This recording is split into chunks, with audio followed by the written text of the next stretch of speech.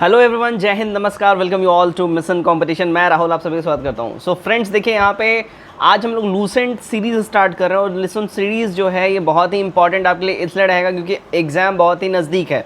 चाहे आप अगर शिक्षक भर्ती की तैयारी कर रहे हो, दरोगा की तैयारी कर रहे हो या 69 बीपीएससी जो 30 सितंबर को शेड्यूल्ड है, सारे एग्जाम्स के लिए है। और अगर बीपीएससी वाले आप हैं तो आपका एकदम रिवीजन हो जाएगा, बेहतरीन तरीके का सीरीज़ रहेगा। ध्यान रखिएगा, यहाँ पे आपके लिए इंपॉर्टेंट अनाउंसमेंट यहाँ पे ये है कि 69 बीपीएससी के लिए हमारा पेड टेलीग्राम ग्रुप जो है ये स्टार्ट हो चुका है। 199 का आप वन टाइम पेमेंट दे के इसके अंदर जुड़ सकते हैं और इसमें आस्था, परफेक्शन, दृष्टि, ड्यूटीरिया, ये सारे जो पेड कोचिंग संस्थान होते हैं इनके प्रैक्टिस सेट इस ग्रुप्स में अवेलेबल किए जाते हैं। 9708351194 इस नंबर के ऊपर में आप लोग व्हाट्सएप पे अपना पेमेंट का स्क्रीनशॉट भेजिएगा। उसके बाद आप लोग को ऐड कर लीजिएगा ग्रुप के अंदर में। आप लोग का क्वेश्चन होता है, क्या एक्सप्लेनेशन होता है, आंसर्स का डेफिनेटली होता है। Most of the practice sets bilingual होते हैं, लेकिन अगर हमारे पास हिंदी फॉर्मेट में आ रहे हैं तो हम हिंदी ही प्रोवाइड करवाएंगे। तो ये सोच समझ के आप लोग पूरा ये चीज़ को लीजिएगा। चलिए अब हम लोग आगे बढ़ते हैं और इसको स्टार्ट हम लोग करते हैं।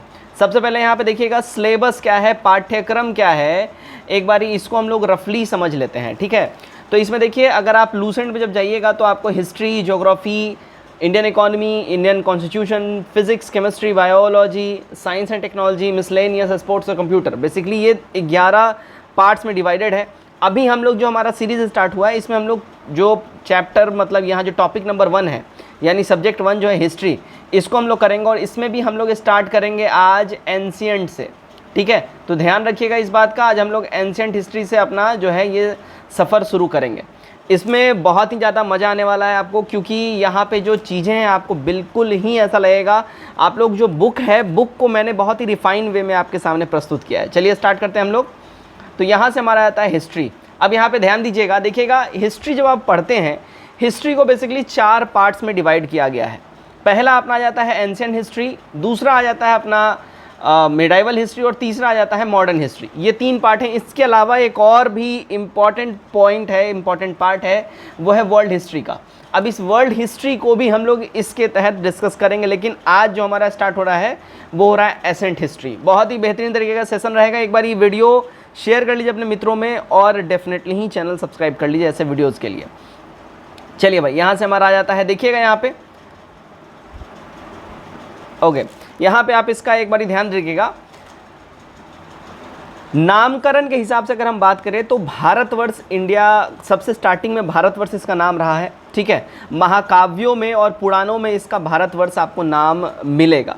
लेकिन जैसे ही आप, जब हमारा हिस्ट्री आगे बढ़ता है ना, जब हम लोग और मेच्योर होते हैं अपने हिस्ट्री में, तो उसके बाद इसका नाम अपने को भारती या भारत की संतान ये देखने मिलेगा, है ना। यूनानी और ग्रीक्स ने बेसिकली इंडिया जो है नाम रखा। ठीक है, इंडस रिवर के ऊपर में, इंडस यानी कि सिंधु नदी जो भारत में बहती है उस नदी के ऊपर में इसका नामकरण यूनानियों ने सिंधु नदी के जगह पे हिंदू नदी वो लोग करते थे, तो उसी के जगह पे हिंदुस्तान वो लोग बोलना स्टार्ट किए। ठीक है, मुस्लिम इतिहासकार फिर इसको और भी रिफाइन करके उन्होंने हिंदुस्तान बोला और यूनानियों ने इसको इंडिया बोला, इंडस रिवर के ऊपर में।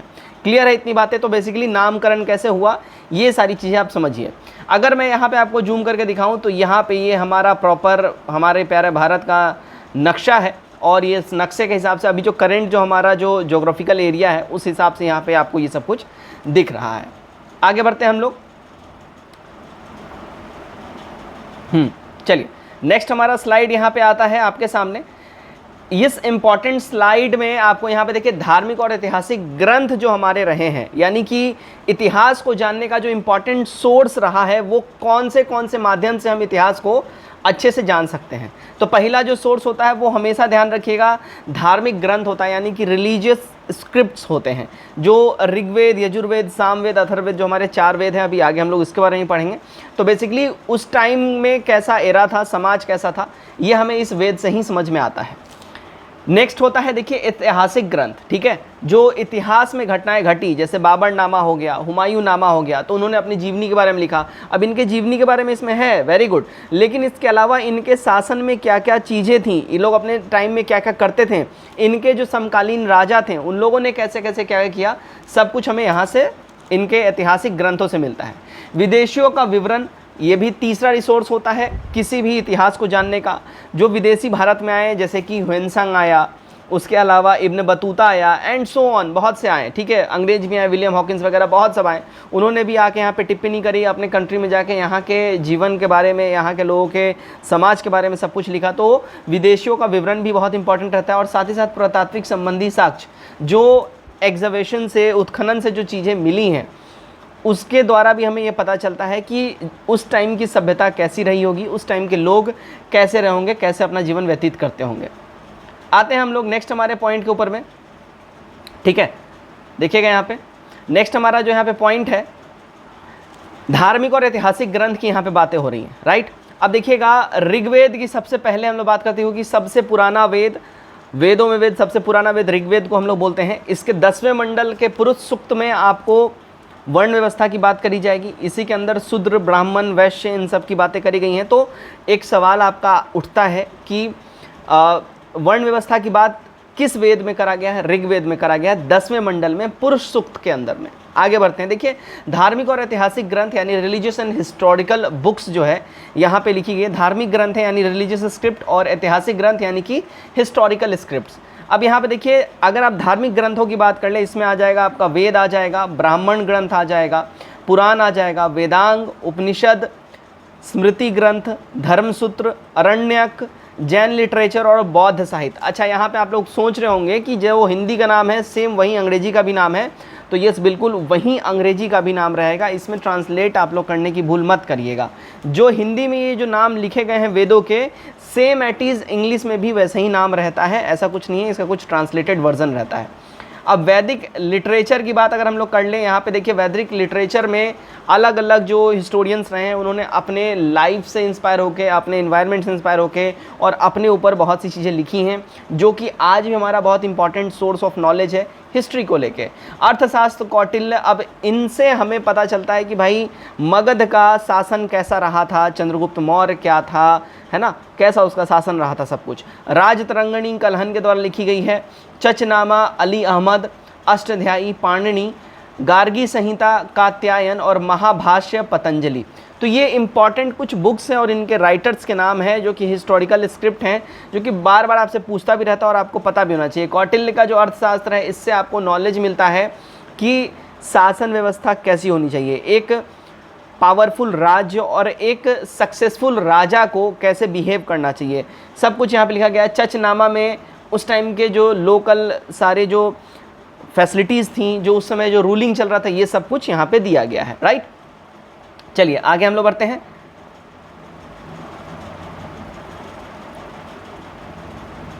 ओके, अब यहाँ पे देखिएगा वेदों की अगर हम बात कर ले, देखिए हमारे 4 वेद हैं, you all know that very well. Rigveda, Samaveda, Yajurveda और अथर्ववेद, ठीक है। ऋग्वेद के अंदर आपको सबसे पहले यही बोला जाता है कि वेदों में अगर उत्पत्ति हुई और सबसे पहला अगर कोई ज्ञान का संग्रह है वो हमारा है ऋग्वेद। फिर आता है सामवेद, सामवेद के अंदर में संगीत, इन सब से रिलेटेड जो बातें इसमें करी गई हैं, है ना। यजुर्वेद के अंदर यज्ञ, कर्मकांड, बलि, इन सब की बातें करी गई हैं। अथर्ववेद के अंदर में आयुर्वेदा की सारी बातें आपको यहाँ पे मिलेंगी। तो बेसिकली 4 हमारे वेदें हैं, ऋग्वेद, सामवेद, यजुर्वेद और अथर्ववेद। ये 4 वेद आज हैं, इनको आपको अच्छे से याद रखना है, ठीक है। तो भारत का सबसे प्राचीन धर्म ग्रंथ जो है, ओल्डेस्ट स्क्रिप्ट ऑफ इंडिया, ये वेद को बोला जाता है। और संकलनकर्ता इसके कौन रहे थे? कंपाइलर महर्षि कृष्ण द्वैपायन वेद व्यास, ठीक है। वेद व्यास हम लोग ऐसे नॉर्मल बोलचाल के भाषा में इनको जानते हैं, तो महर्षि वेद व्यास आप लोग याद रखिए, लेकिन इनका जो पूरा नाम है महर्षि कृष्ण द्वैपायन वेद व्यास, राइट।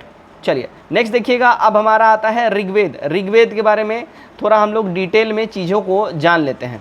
देखिएगा, ऋग्वेद का मतलब होता है ऋचाओं का क्रमबद्ध ज्ञान का संग्रह, है ना। ऋग्वेद का एक्चुअल मतलब होता है कि ऋचाओं का जो है क्रमबद्ध ज्ञान का जो संग्रह है, इसको हम लोग बोलते हैं Rigveda. Collection of systematic knowledge of ऋचा, ठीक है। ऋग्वेद के अंदर देखो 10 मंडल हैं, 128 सूक्त हैं और 10,462 ऋचाएँ हैं। इनका डिवाइडेशन इस हिसाब से किया गया है, तो आप इसको अच्छे से याद रखिएगा।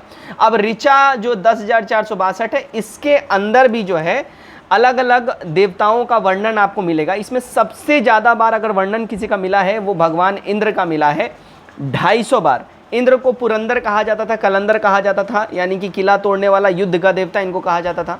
उसके बाद 200 बार अग्नि का आपको यहाँ पे मिलेगा जिक्र, ठीक है। और पढ़ने वाले जो होते थे यानी कि ऋग्वेद का जो उच्चारण करते थे उनको होतु कहते थे। क्या बोलते थे? होतु या होत्रु, जो आप बोल लीजिए, ठीक है, उनको होतु बोलते थे। ये वाला सवाल आपसे पूछ चुका है कि ऋग्वेद के उच्चारणकर्ता को क्या कहा जाता है। ये आपके बीपीएससी में पूछा गया ही सवाल है, तो ये ध्यान रखिएगा। आई कैन टेल यू, ये जो आपके लिए जो ये सारा पूरा जो मैंने डिज़ाइन किया है, ये जो आपके लिए पीपीटी मैंने बनाया है, इसमें आपको पढ़ने के बाद आपको ये जो है ना इसका और इंटरेस्ट आएगा लूसेंट पढ़ने का। Lucent is very very interesting book, आपको पढ़ के आनंद आ जाएगा। अब जानकारियाँ जो है इससे देखिए आर्यों की राजनीतिक प्रणाली की जानकारी मिलती है, ठीक है। ऋग्वेद से जो है आर्यों के राजनीतिक प्रणाली की जानकारी मिलेगी। दूसरा इससे जानकारी जो अपने को मिलता है वो विश्वामित्र द्वारा रचित जो तीसरा मंडल है, ठीक है, इससे आपने को सूर्य देवता सावित्री को समर्पित है गायत्री मंत्र, उसकी जानकारी मिलती है, ठीक है। तो गायत्री मंत्र का वर्णन इसमें तीसरे मंडल में किया गया है। यहाँ से एक और आपका सवाल बन जाता है कि गायत्री मंत्र किस वेद से लिया गया है, तो ऋग्वेद से लिया गया है। किस मंडल से लिया गया है? तीसरे मंडल से लिया गया है ना। इसके रचयिता कौन थे? रचयिता कौन थे, ठीक है। तो ये ध्यान रखिएगा, महर्षि वेदव्यास इसके रचयिता थे। और एक बात ध्यान रखिएगा, इस समर्पित किसको है? सूर्य भगवान को समर्पित है। चलिए नेक्स्ट देखिएगा, 8वें मंडल की यहाँ पे बात हो रही है, राइट। यहाँ पे बात हो रही है 8वें मंडल की। अब 8वां मंडल क्यों इंपॉर्टेंट है? देखिए इसमें description of hand written of hymns, यानी कि ऋचाओं का यहाँ पे हस्तलिखित ऋचाओं का यहाँ पे वर्णन है, ठीक है। इसमें इन हस्तलिखित ऋचाओं को खिल कहा जाता था, ठीक है। 9वां मंडल जो है इसको सोम को समर्पित है। सोम यानी कि यू ऑल नो दैट नशीली पदार्थ होती है बेसिकली। आज के टाइम हम लोग शराब बोलते हैं और पहले सोम रस बोला जाता था इसको। तो सोम जो है इज़ डेडिकेटेड टू गॉड सोम, ठीक है। और वो जो है मादक पेय पदार्थों के वो देवता माने जाते थे। 10वां मंडल जिसको चतुर्वर्ण समाज यानी कि 4 वर्ण सोसाइटी कहा जाता है। इसके अंदर देखिए 4 वर्णों की बातें करी गई, मैंने स्टार्टिंग में आपको बताया था। 4 वर्ण में आपको ब्राह्मण, क्षत्रिय, वैश्य और शूद्र इसमें मिलेंगे, ठीक है। तो ये 4 वर्णों की बात इसमें करी गई है। इसके अंदर भी देखिएगा धर्मसूत्र, जहाँ इनके कर्तव्यों का भी वर्णन किया गया है, ठीक है। अब देखिए ये जो 4 वर्ण है, अब इस 4 वर्णों में जो 10वें मंडल में 4 वर्णों का जिक्र है, इसके लिए भी एक धर्म सूत्र की रचना करी गई है, जिसमें ये बोला गया है कि ये जो चारों वर्ण हैं इनको कैसे बिहेव करना है, इनका क्या काम होना चाहिए, इनका क्या समाज के प्रति जो है एक इनका कर्तव्य है। अब यहाँ पे इंपॉर्टेंट पॉइंट यहाँ पे देखिएगा, नोट कर लीजिएगा इंपॉर्टेंट पॉइंट। प्राचीन इतिहास के साधन के रूप में वैदिक साहित्य में ऋग्वेद के बाद शतपथ ब्राह्मण का स्थान आता है। ये ध्यान रखिएगा, प्राचीन इतिहास के साधन में ये उपवेद है, बेसिकली इसको ऋग्वेद का ये उपवेद है। तो प्राचीन इतिहास के साधन में यानी कि प्राचीन इतिहास में है ना, ऋग्वेद के बाद शतपथ ब्राह्मण का स्थान आता है। अब आता है देखिए सामवेद, वेद नंबर 2 सामवेद। अब यहाँ पे इसको हम लोग देख लेते हैं। सामवेद आपको क्या बोल रहा है? सामवेद के अंदर में देखिए गाए जा सकने वाले ऋचाओं का संकलन है, ठीक है। इसमें जो ऋचाएँ हैं वो गा के और एक संगीतमय तरीके से प्रेजेंट किया जाता था। भारतीय संगीत का जनक, फादर ऑफ इंडियन म्यूजिक जो है, ये सामवेद को कहा जाता है। ध्यान रखिएगा, वेरी इंपॉर्टेंट है, ठीक है। तो सामवेद के अंदर आपको संगीत मिलेगा, फादर ऑफ इंडियन म्यूजिक, और इसके जो पाठ्यकर्ता होते थे यानी जो रीडर होते थे, जो इस सामवेद को पढ़ते थे, उनको उद्रातु कहा जाता था। उद्रातु। अब यहाँ से 2 सवाल आपके बनते हैं कि फादर ऑफ इंडियन म्यूजिक किस वेद को कहा जाता है? सामवेद को कहा जाता है। सामवेद सा, देखो आप इसको ऐसे याद कर सकते हो, सा फॉर सामवेद, सा फॉर संगीत, है ना। सा सामवेद और संगीत मिल गया एकदम। इसमें एकदम सही आंसर लगा देना जब भी आपसे क्वेश्चन ये पूछेगा तो इसके रीडर को उदातृ कहा जाता था। अब बात करते हैं यजुर्वेद का, ठीक है। यजुर्वेद में ध्यान रखिएगा वैदिक कर्मकांड के नियमों का संकलन है। मैंने स्टार्टिंग में ही बताया था कि यज्ञ का, कर्मकांड का, बलि का, इन सब का इसमें कलेक्शन आपको मिलेगा, ठीक है। इसके रीडर को अधर्वयु कहा जाता है। ये यानी यजुर्वेद का जो पाठ करते हैं, जो भी ब्राह्मण हो, पंडित हो, या जो भी हुएवर, अगर आप करो हम करें, उनको अधर्वयु कहा जाता है। सिंपल सी बात है। और उस टाइम में बेसिकली ये एक बिजनेस का जरिया भी था, है ना। जो घर में जो लोग बुला के इसका पाठ करवाते थे, जो राजा रजवाड़े में जो लोग थे, जो बड़े एलीट क्लास के लोग थे, जो इसका पाठ करवाते थे, वो बेसिकली इनको बुला के लाते थे। तो ये अधर्वयु इनको कहा जाता था, यजुर्वेद के पाठकर्ता को। विशेषता क्या थी यह गध और पद दोनों में लिखा हुआ है, ठीक है, गध और पद दोनों में ही लिखा हुआ है, दोनों तरीके से समझने के लिए इसको लिखा गया हुआ है। अब आता है देखिए अथर्ववेद। अथर्ववेद आखिरी वेद है, वेदों में ये चारों वेदों में आखिरी वेद है ये, ठीक है। तो ऋग्वेद, सामवेद, यजुर्वेद के बाद आता है नंबर अथर्ववेद का, ये क्रोनॉलॉजिकल ऑर्डर है, ठीक है। इसके ऑथर हैं अथर्वा ऋषि, सबसे लास्ट में ये लिखा गया है और इसके राइटर कौन है, अथर्वा ऋषि है, अथर्ववेद, ठीक है। अब देखिएगा इनसे जो जानकारी मिलता है, अथर्ववेद से जानकारी मिलता है रोग निवारण, तंत्र मंत्र, जादू टोना, विवाह आदि का जो है ना, यानी कि इसमें आयुर्वेद का, रोग निवारण का, तंत्र मंत्र, जादू टोना, इन सब का जो नॉलेज है अथर्ववेद के अंदर आपको मिलता है। अथर्वा ऋषि, वंस अगेन ध्यान रखिएगा, अथर्ववेद के राइटर हैं अथर्वा ऋषि। सामान्य मनुष्यों के विचार, विश्वास और अंधविश्वास की भी बातें इसमें करी गई हैं अथर्ववेद के अंदर में, ठीक है। सामान्य मनुष्यों के विचार की, विश्वास की और अंधविश्वास की इसमें बातें हैं। समाज और समिति, प्रजापति की 2 पुत्रियां हैं, ये इसी में कहा गया है, ठीक है। सभा और समिति, माफ कीजिएगा मैंने समाज बोल दिया है। सभा और समिति, प्रजापति की 2 पुत्रियां हैं, यानी कि प्रजापति यानी कि जो रूलर हैं, है ना, जो भी रूलर उस समय थे, तो उस रूलर का जो राइट हैंड और लेफ्ट हैंड, एक तरीके से आप बोल सकते हो, तो एक राइट हैंड है सभा और दूसरी राइट हैंड है समिति। ये दोनों अगर उसके पास नहीं है तो वो अपंग है। तो यही बेसिकली यहाँ पे डिकोड किया जा रहा है, प्रजापति की 2 पुत्रियां हैं। कन्याओं की जो जन्म की निंदा इसमें करी गई है। ध्यान रखिएगा, अगर आपसे पूछ ले कि किस वेद के अंदर में, किस ग्रंथ के अंदर में, है ना, कन्याओं के जीवन की जो है निंदा करी गई है, अथर्ववेद के अंदर में करी गई है।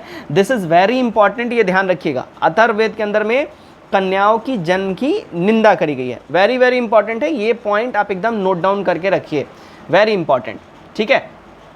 तो दोस्तों यहाँ पे जो है हमारा पहला जो चैप्टर है प्रॉपर पूरा आपके सामने मैंने ये पहला चैप्टर आपका ख़त्म कर दिया है। इसमें ऋग्वेद, यजुर्वेद, सामवेद, चारों वेद हमने यहाँ पे पूरा अच्छे से डिस्कस कर लिया है। आई होप आपसे अब ये वेद वाला क्वेश्चन छूटेगा नहीं। कमेंट करके अपनी राय हमारे साथ जरूर शेयर करिए। वीडियो चलेगा, वीडियो को भी जरूर शेयर करिएगा। चैनल सब्सक्राइब करना बिल्कुल ही मत भूलिएगा। तब तक के लिए आपसे मैं लेता हूँ आज्ञा। कल दोबारा आपसे मेरी मुलाकात होगी एक नए वीडियो के साथ। Till then take care, bye bye. और कमेंट करके जरूर बताइएगा ये सीरीज़ आपको कैसा लगा, वीडियो कैसा लगा। शेयर जरूर करिएगा मित्रों में। धन्यवाद।